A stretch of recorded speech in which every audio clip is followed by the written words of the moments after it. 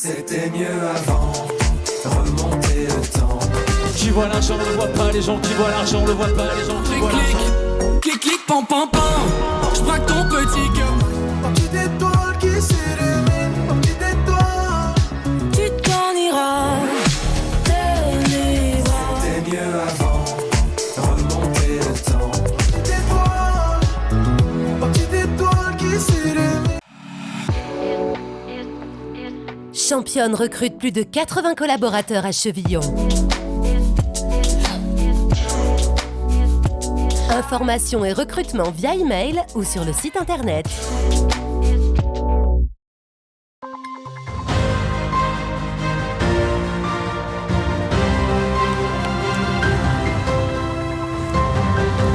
Bonsoir à toutes et à tous, jeudi 22 juin, bienvenue dans le 15 Info, voici les titres de cette édition.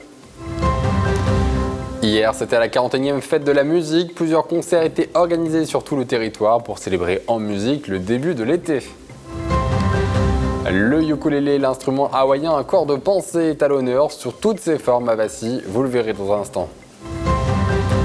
Le triathlon de l'Open Lake lance sa première en France au Lac du Der après plusieurs éditions en Belgique.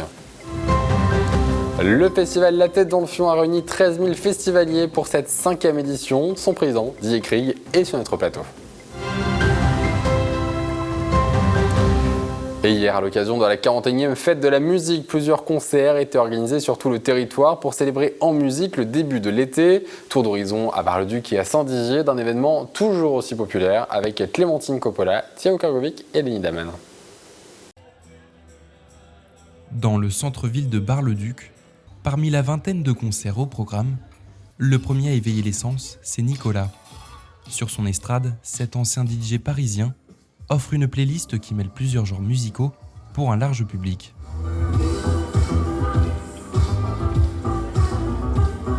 Il y aura un peu de tout, il y aura tous les âges, il y aura des plus jeunes, il y aura des plus anciens. C'est pour ça qu'on va mettre un petit peu tout style de musique et puis je pense que ça va le faire. Pour l'heure, le soleil est encore au beau fixe. Les artistes peuvent performer tranquillement sur scène comme Léo SVR, venu mettre en avant le style rap, ou encore le groupe Folk in Chair, le genre folk rock. C'est chouette. Pas de voiture, des personnes qui s'intéressent à la musique, qui déambulent et qui encouragent les musiciens amateurs qui veulent présenter ce qui les passionne. Un cadre agréable permis notamment par la piétonisation du cœur de ville de Bar-le-Duc, qui a rassemblé plusieurs centaines de riverains à l'occasion de cette 41e édition de la fête de la musique. Et puis ça nous fait une sortie, puis bon, puis ça nous fait un peu voir peut-être du monde, si on rencontre quelqu'un qu'on connaît ou des anciens, voilà. Bah, déjà c'est un moment où on se réunit tous et puis ça fait penser à l'été. Du côté de Saint-Dizier, les festivités ont débuté vers 19h avec un concert de La Jarry. Une belle entrée en matière malgré un public quelque peu timide qui a tout de même su rappeler à certains les joies de la fête de la musique. Je suis ravie d'être à Saint-Dizier ce soir et pour pouvoir fêter et l'été sous un soleil radieux et pouvoir découvrir diverses musiques et variées dans le centre-ville de Saint-Dizier, c'est toujours agréable. On est en famille, entre amis, on va aller boire un petit verre et puis on va en profiter. Ça permet de faire connaître plusieurs choses aux gens, découvrir des styles de musique comme là le rock derrière, enfin je sais pas si c'est du rock mais ça y ressemble. Ça fait une petite sortie quoi. On vient comme tout le monde je pense ici, on vient fêter la fête de la musique, profiter de tous ces bars et tous ces différents chanteurs qui sont là avec différents styles de musique et profiter avec les amis surtout. Piétonisé également pour l'événement, le centre-ville Braga regorgeait de manifestations artistiques en tout genre. Rue du Docteur Mougeot par exemple, un microcosme artistique pour le moins entraînant. Avec la prestation rythmée d'Aimé Césaire et la buvette du curé, la paroisse a su mettre l'ambiance. C'est Notre-Dame qui fait son show et on a envie de se réjouir avec la fête de la musique, de partager la fête qui est dans la ville. Donc il y a la buvette parce que les moines font de la bière, de la bonne bière, donc on a envie de profiter de ces bons produits. On a de la bonne musique sur la scène et puis à l'intérieur de l'église on peut se recueillir simplement. Voilà. Hip-hop, DJ set se sont aussi invités à cette grande fête. Un moment de partage et de convivialité unique qui malheureusement s'est vu écourté par la pluie. La fête de la musique, ce n'est pas seulement des concerts, mais c'est aussi des initiations à un style musical ou à la pratique d'un instrument. Et c'est ce qu'a proposé la médiathèque de Vassy en organisant un atelier avec le groupe Just for the Uke autour du ukulélé. Le but de cette initiative, faire découvrir cet instrument de musique aux plus jeunes. L'occasion aussi pour la médiathèque d'annoncer la possibilité d'emprunter l'instrument, le ukulélé, au même titre que les livres, le CD ou encore les DVD. Écoutez ces enseignants au micro de Clémentine Coppola.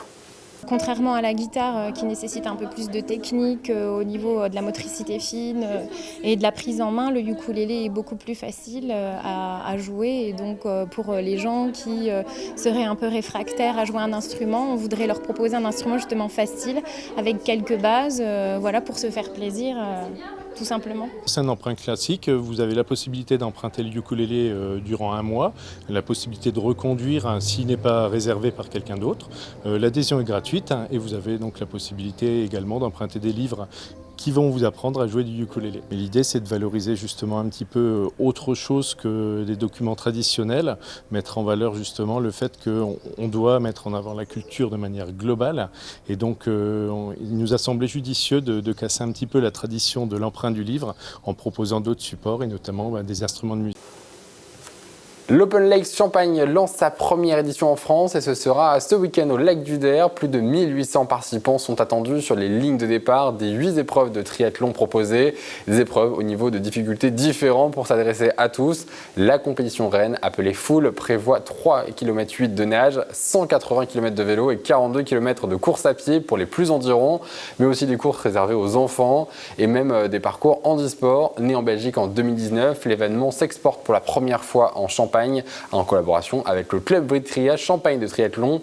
Je vous propose d'écouter Florian Badou, il est l'organisateur de l'Open Lakes en Belgique. C'est de pouvoir promouvoir la région, promouvoir le lac du Der et de faire connaître la région au-delà des locaux, donc c'est-à-dire aussi aux gens qui viennent de Belgique notamment, car il y a pas mal de Belges qui viendront sur le site et qui ne connaissent pas les lieux. Aujourd'hui, voilà, c'est aussi une question d'opportunité. On a eu l'opportunité de collaborer avec Champagne Triathlon pour la mise en place ici en région Champagne. Nous, c'était aussi très bien parce que c'était à 3-4 heures de route de Namur où on est implanté.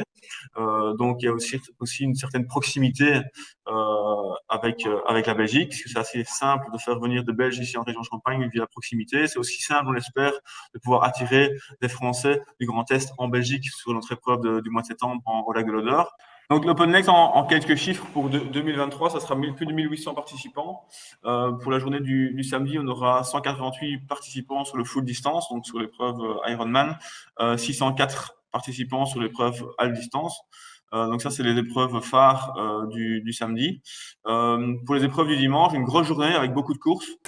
Et pour sa 5e édition, le festival La Tête de Ronfion s'est tenu ce week-end à Saint-Amand-sur-Fion, près de Vitry-le-François. Une année record qui comptabilise 13 000 festivaliers. Bonsoir Didier Krieg, vous êtes donc le président de cet événement. Objectif atteint? Bonsoir, oui, objectif atteint et très content d'avoir atteint cet objectif de 13 000 festivaliers. Alors du coup, 6 000 visiteurs le vendredi, 5 000 le samedi, 2 000 le dimanche. Qu'ont pu apprécier donc ces festivaliers qui ont fait le déplacement? Alors, 3 ambiances différentes en fait. Le vendredi, effectivement, une soirée plutôt électro avec plusieurs DJ qui ont enflammé un peu le public et là, ça a bien marché. Et puis le samedi, c'était plus rock, donc là aussi, une ambiance totalement différente et avec des styles. Il peut y avoir du métal, il peut y avoir du punk, du groove. Enfin, on avait un peu tous les styles. Et le dimanche, on était dans une approche tremplin, donc des groupes rock, mais qui se produisaient, on va dire, pour la première fois sur une scène professionnelle. Et voilà, ça a donné quelque chose de totalement différent, mais très intéressant. Alors, on l'a dit dans ce festival, il a sa 5e édition. C'est un jeune festival, mais qui a réussi à attirer quand même beaucoup de monde, qui viennent d'une bonne partie de l'ex-Champagne-Ardenne. Mais chaque année, donc, le festival gagne en popularité, passant de 2500 participants lors de la première édition à 10 000, un peu plus de 10 000 l'année dernière, et à 13 000 cette année. Comment vous expliquez cette belle progression? Alors, c'est une progression, effectivement, il a une popularité qui a été très très rapide, en fait, qui s'est développée au cours de ces 5 éditions. Et c'est aussi la dynamique de l'équipe au sein de cette association, à la fois les membres de l'association, mais aussi les bénévoles que nous avons, qui nous accompagnent. On a quand même, sur les 3 jours, on arrive à presque 80 bénévoles qui nous aident, et heureusement qu'ils sont là, parce que sincèrement, si on n'avait pas là, tous ces bénévoles pour nous apporter leur soutien et nous aider dans les différentes missions et les tâches, on serait vraiment... ce serait vraiment compliqué, on ne pourrait pas assurer. Donc effectivement, il y a eu tout ça, et puis tous ces bénévoles propagent aussi leur ressenti par rapport à ce festival, et même au sein du village, on sait qu'il y a une certaine impatience. Avant que le festival n'ait lieu, tout le monde s'interroge, est-ce que ça va avoir lieu? On n'a pas encore les dates, mais qu'est-ce qui se passe? Mais on fait un petit peu durer le suspense, mais en même temps... on sait que le rendez-vous est pris et du coup, cette impatience permet justement de propager cette envie et cette popularité qui grandit au fil des années. Et ces 80 bénévoles, c'est quoi? C'est des festivaliers qui sont venus, qui ont été conquis, qui ont envie de s'investir à vos côtés? C'est des habitants du village? Alors, on a beaucoup d'habitants du village qui nous aident. Alors, on a vraiment tous les âges. On a des plus jeunes. Je crois que la plus jeune bénévole, elle devait avoir 9 ans cette année. Voilà. Et puis, on a des personnes retraitées qui nous aident, mais il y en a aussi qui nous aident tout au fil de l'année pour réaliser le mobilier. Voilà, on fait du mobilier made in la tête dans le fion, on va dire.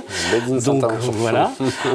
Donc du coup, effectivement, toutes ces personnes interviennent et puis on a des jeunes qui effectivement s'inscrivent. On a fait appel, on a recruté un petit peu du bénévolat via les réseaux sociaux et ça a répondu présent. Donc des jeunes qui sont des alentours, qui sont des villages proches ou même d'un peu plus loin.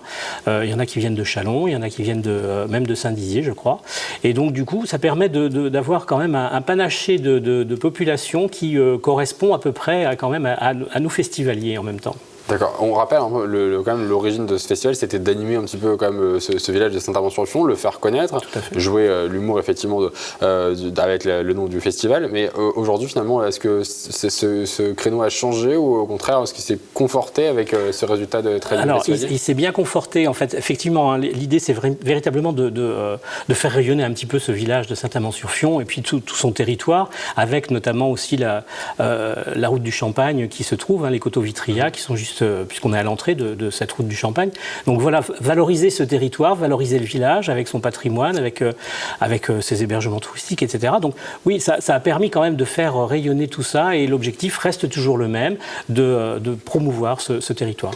Alors une nouveauté cette année qu'on vient de voir sur ces images, une déambulation artistique avec des bulles géantes, un recours donc aux arts de rue, aux arts du cirque. C'est une volonté, je crois, du festival de ne pas rester uniquement concentré sur la musique. Oui, tout à fait. Tous les ans, on a une expression artistique différente qui est invitée pour, on va dire, compléter un petit peu l'offre avec la musique et bien évidemment le fil rouge.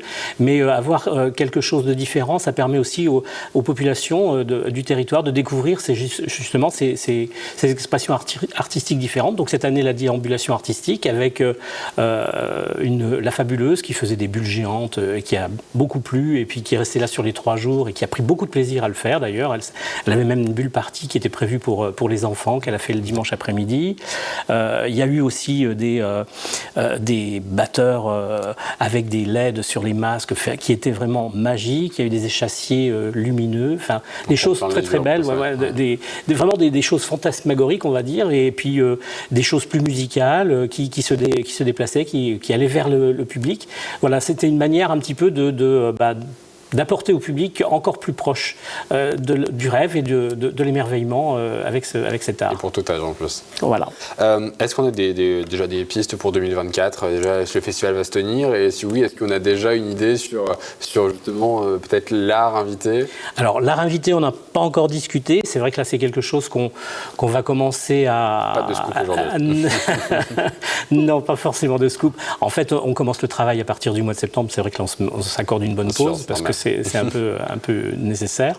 Donc, à partir de septembre, on va commencer à se gratter la tête pour justement trouver cet art invité. Bien évidemment, il aura lieu l'année prochaine. Toujours pareil, on ne va pas changer les dates. Enfin, troisième week-end, bien sûr. Et l'art invité, il faut qu'on essaye aussi de coller un petit peu à l'actualité. Donc, je ne sais pas, l'année prochaine, il y a les JO. Voir, je ne sais pas, on va voir. On va essayer d'imaginer des choses autour de ça, pourquoi pas. Et rendez-vous donc en juin 2024 pour découvrir ça. Absolument. À Saint-Amand-sur-Fion, entre Vitry-le-François et Châlons en Champagne. Merci beaucoup, Monsieur Cric, d'avoir fait le déplacement sur notre plateau. Voilà, c'est la fin de cette édition. Merci de l'avoir suivi. Tout de suite, vos prévisions météo de demain. Et excellente soirée sur Puissance Télévision.